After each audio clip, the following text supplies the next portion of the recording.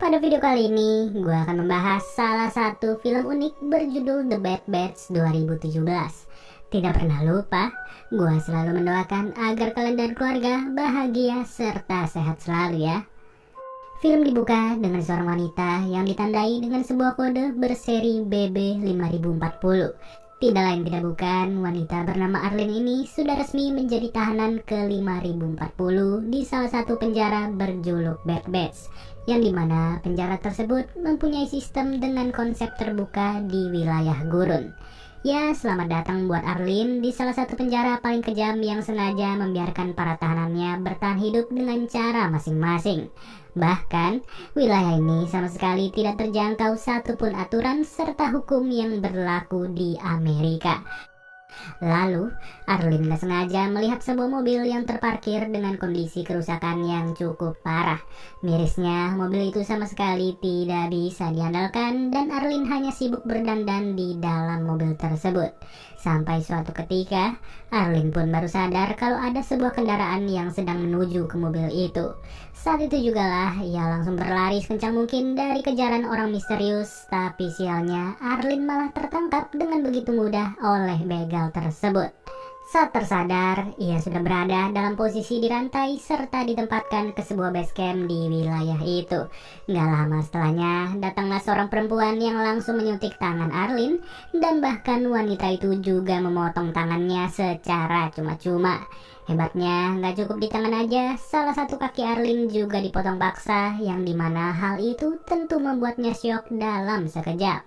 Sambil membawa satu potong kaki dan satu potong tangan, wanita itu pun bersiap untuk memasaknya sebagai makanan.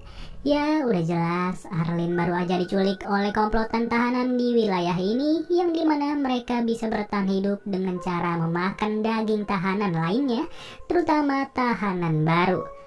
Di malam itu juga, Arlene yang udah gak bisa kemana-mana pun sengaja buang air besar sebanyak-banyaknya serta memoles seluruh kotoran yang sudah ia keluarkan ke seluruh tubuhnya. Dan benar saja, cara ini cukup berhasil membuat si wanita tua itu merasa jijik sampai-sampai ia pun bergegas untuk memandikan Arlene. Pada kesempatan itulah, Arlene pun diam-diam mengambil sebuah linggis yang tentunya akan ia siapkan untuk menyerang wanita itu. Tidak berselang lama, Arlene berhasil melumpuhkannya dalam sekejap, dan hal tersebut juga disadari oleh korban lainnya yang sedang dirantai. Dari sini, Arlene pun menyeret tubuhnya secepat mungkin sambil sembunyi-sembunyi dari pandangan siapa saja. Sepetak demi sepetak pasir di base camp itu berhasil ia lalui, dan Arlene yang udah kewalahan malah tidak sengaja melihat papan skateboard yang lagi nganggur.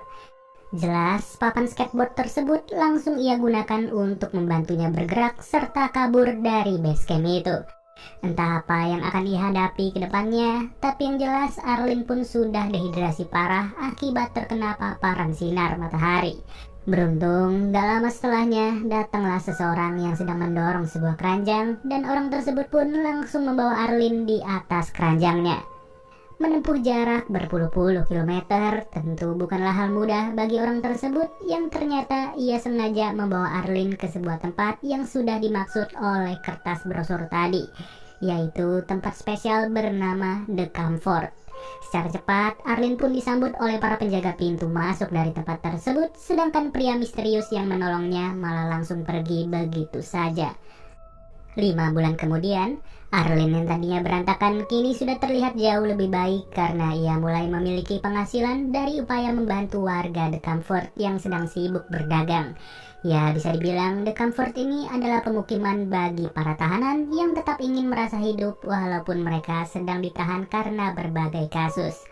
Sedangkan di sisi lain, scene berpindah lagi ke salah satu pria berbadan kekar yang benar-benar terlihat sangar serta menyeramkan. Usut punya usut, ternyata pria ini adalah pemimpin dari sebuah base camp kanibal yang sempat menyekap Arlene. Tapi ya, meskipun wajahnya sangar, pria berjuluk Miami Man ini sangatlah sayang ke anaknya, dan bahkan ia juga ahli dalam melukis. Saking sayangnya, ia rela turun tangan ke bagian dapur hanya untuk memasak salah satu korban tiap malamnya. Pokoknya di base camp yang satu ini, para tahanan baru udah serasa hewan ternak, yang dimana daging mereka selalu dijadikan santapan bergizi. Singkat cerita, hari pun sudah berganti lagi dan Arlin sudah bisa membeli penopang kaki khusus dan juga sebuah pistol yang memang tersedia di komplek The Comfort. Berbekal pistol yang sudah ia beli itulah, Arlin pun memutuskan untuk berlatih menembak pada saat itu.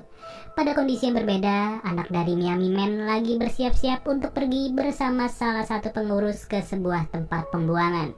Entah apa yang akan mereka lakukan, tapi yang jelas tempat pembuangan itu cukup dekat dengan The Comfort. Sampai-sampai Arlin juga menyadari sebuah kendaraan yang sempat digunakan ketika ia dibegal. Tanpa rasa keraguan sama sekali, Arlin berjalan ke tempat pembuangan itu dan ia mendapati salah satu anak buah di basecamp kanibal serta seorang anak kecil.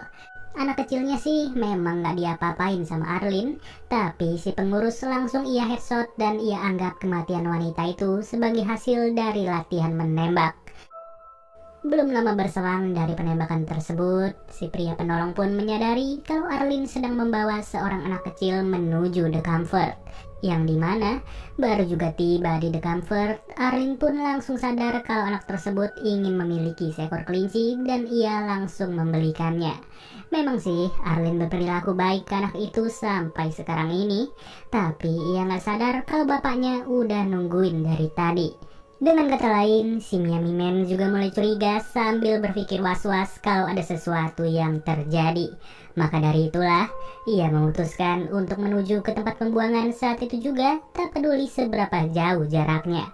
Apalagi ketika ia sampai, ia hanya melihat anak buahnya yang sudah meninggal serta tidak ada keberadaan anaknya di kendaraan itu.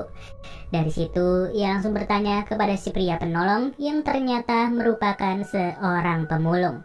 Pria itu pun sadar kalau si Miami Man sedang mencari keberadaan anaknya, tapi sebelum itu ia juga sadar kalau Miami Man sangat ahli dalam menggambar. Alhasil, ia pun langsung menyuruh pria berbadan kekar itu untuk menggambarnya di tempat dan si Miami Man menyanggupinya dalam beberapa menit saja. Barulah dari hasil gambarnya, ia pun tahu kalau anaknya itu sudah dibawa ke The Comfort. Sejauh ini sih belum ada masalah yang berarti ya, karena Arlin pun masih menjalin kedekatan bersama anak itu sampai sekarang. Bahkan di malam harinya, ia juga mengajak anak tersebut untuk jalan-jalan sambil melihat kegiatan di pasar malam. Di saat itulah pemimpin The Comfort pun menampakkan diri, yang dimana ia sering dipanggil dengan sebutan The Dream atau Mimpi. The Dream terkenal dengan gaya kepemimpinannya yang bebas dan bahkan ia juga menerbitkan mata uang tersendiri yang sampai sekarang selalu digunakan sebagai alat transaksi. Sialnya, Arlin pun malah tertarik untuk mengikuti pesta yang sedang berlangsung, sampai-sampai ia tidak sadar kalau anak kecil itu sudah terpencar darinya gara-gara mencari kelinci yang kabur. Hebatnya lagi, bukan hanya sekedar terpencar, tapi anak itu malah terus berjalan dan malah berhadapan dengan The Dream maupun istrinya.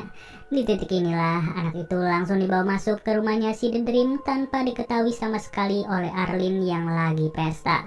Emang benar-benar ya, udah sempoyongan kayak begitu, dia masih aja pingin coba jalan-jalan untuk cari angin. Ya, jadinya Arlin pun baru terbangun dari tidur lelapnya dengan kondisi yang sudah berbaring di wilayah terbuka.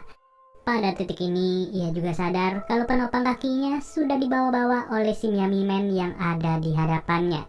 Tentu, Miami Man pun langsung menanyakan keberadaan anaknya kepada Arlin, yang dimana si Arlin menjawab kalau ia tidak pernah melihat anak itu. Mendengar hal tersebut, Arlin pun langsung ditugaskan oleh Miami Man untuk mencari anaknya di wilayah The Comfort dalam keadaan hidup-hidup. Apabila tidak bisa ditemukan atau nyawa anaknya tidak hidup, maka nyawa Arlin yang akan menjadi taruhannya. Belum lama dari perbincangan itu, mereka malah dihampiri oleh seseorang yang terlihat sedang membawa sesuatu. Ternyata orang ini ingin menawarkan barter kepada Miami Man yang tidak lain tidak bukan ia ingin menukar 1 jerigen bensin dengan nyawa Arlin sebagai santapan dari kelompok mereka. Gua sih udah optimis ya, si Miami Man gak bakal mau. Namun anehnya, ia malah mengiyakan kegiatan barter itu, yang luar biasanya itu semua ternyata cuma akal-akalan dari Miami Man. Dari situlah ia pun langsung membantai pria tersebut cukup dengan 2 lemparan senjata tajam. Alhasil, Miami Man yang tidak membawa stok makanan pun juga memotong tangan dari pria itu. Bisa dibilang inilah definisi sesungguhnya dari menang banyak, yang dimana ia berhasil dapat bensin, dapat Arlin, dan juga dapat motor. Bahkan Arlin yang lagi kencing di semak-semak juga ikut ia temenin biar gak ketiup badai pasir. Ketika malam harinya, mereka sengaja beristirahat di tengah-tengah gurun sambil memanggang tangan dari pria tadi. Jelas, latar belakang Miami Man pun membuat Arlin bertanya-tanya, yang dimana ia kepo dengan alasan pria tersebut bisa masuk penjara. Nggak taunya, ia dipenjara karena sudah menjadi imigran gelap dari Kuba ke Amerika sejak umur 13 tahun. Dari situlah Arlin menyuruh Miami Man untuk memperlihatkan kode di lehernya, yang ternyata Arlin malah memanfaatkan momen itu untuk mengambil pisaunya. Tapi ya tetap saja, namanya juga orang bermental baja, bukannya merasa takut, tapi ia malah menempelkan pisau tersebut ke perutnya. Hanya saja, tidak untuk peluru yang menembus ke tubuhnya, dan lebih tepatnya peluru tersebut berasal dari salah satu tahanan yang berhasil kabur dari base campnya Miami Man. Seketika itu juga, ia pun langsung mengambil motornya dan membawa Arlin untuk pergi ke The Comfort. Usut punya usut, ternyata tahanan yang membawa Arlin itu adalah tahanan ke-5.884, yang berarti dalam beberapa hari saja sudah bertambah 800-an orang. Dari sini Arlin mulai berpikir bagaimana caranya bisa hidup bebas jika tahanan yang masuk ke The Comfort saja harus bertambah banyak tiap harinya. Sedangkan di kondisi lain, si pria penolong tidak sengaja melihat Miami Man yang sedang terkapar, dan ia pun lagi-lagi berniat untuk menolong seseorang. Dimulai dari memburu seekor burung gagak untuk dijadikan makanan sampai mengobati si Miami Man secara bertahap, pria itu benar-benar menjadi penyelamat bagi Arlin maupun Miami Man sampai sekarang ini. Lalu tibalah di suatu momen yang dimana Arlin tidak sengaja melihat anak tersebut yang sedang bepergian dengan istrinya The Dream. Ya, bisa dibilang anak itu udah dianggap anak sendiri dan selalu dimanjakan dengan fasilitas mewah di rumahnya The Dream. Pada lain situasi, Miami Man pun udah siap untuk berpetualang tanpa bantuan dari pria penolong. Tapi yang jelas, ia gak akan pernah melupakan jasa dari pria tersebut, sampai-sampai ia pun langsung respek terhadapnya. Di saat hari menjelang malam, Arlin memutuskan untuk berkunjung ke rumahnya The Dream yang sudah dijaga ketat oleh para wanita. Luar biasanya, ternyata The Dream memiliki istri dalam jumlah besar, yang dimana semuanya sedang berada dalam masa mengandung. Tapi hal itu justru tidak membuat si The Dream untuk berhenti begitu saja, dikarenakan Arlin pun malah tertarik untuk menjadi istrinya juga. Gak perlu berlama-lama, ia langsung menyuruh salah satu istrinya untuk menyiapkan kamar spesial bagi Arlin sendiri. Hanya saja, Arlin tidak benar-benar ingin menjadi istrinya The Dream pada saat itu, melainkan ia sengaja untuk menjalankan sebuah rencana yang tidak disangka-sangka, yaitu menyandra istri terbarunya The Dream sebagai cara ampuh untuk mendapatkan anaknya Miami Man. Dari sini misi udah jelas ya, si The Dream juga memanfaatkan istri-istrinya sebagai bodyguard bersenjata walaupun mereka semua sedang mengandung seorang bayi. Beruntung, rencana Arlin tidaklah sia-sia, dan hal itu pun membuat ia bisa keluar dari The Comfort dengan rasa aman tanpa luka sama sekali. Udah gitu, ia juga gak perlu repot-repot untuk berjalan kaki lagi, karena kendaraannya udah berada di tangan Arlin pada saat itu juga. Tidak butuh waktu lama sejak keluarnya dari The Comfort, Arlin pun berpapasan dengan Miami Man yang tentu saja sangat semangat menyambut kehadiran anaknya. Dari sinilah Arlin memutuskan untuk ikut dengan si Miami Man dan menjadi anggota di base campnya. Tentu hal itu langsung disetujui oleh pria tersebut tanpa perlu berpikir panjang. Namun yang jadi masalahnya, anak itu malah mengidam spaghetti karena semenjak berada di sana ia selalu disuguhkan sepiring spaghetti. Sedangkan Miami Man sendiri nggak punya apa-apa pada saat ini, terkecuali seekor kelinci yang dibelikan oleh Arlin kepada anaknya. Ya, alhasil mereka bertiga langsung menyantap kelinci itu meski harus diiringi dengan tangisan dari anaknya Miami Man. Jujur aja, konsep dari penjara dengan sistem kayak begini sih benar-benar menarik ya untuk diterapin di Indonesia. Ditambah lagi dengan sistem penjara seperti di film The Platform yang sempat juga terbahas di channel Mager Nonton.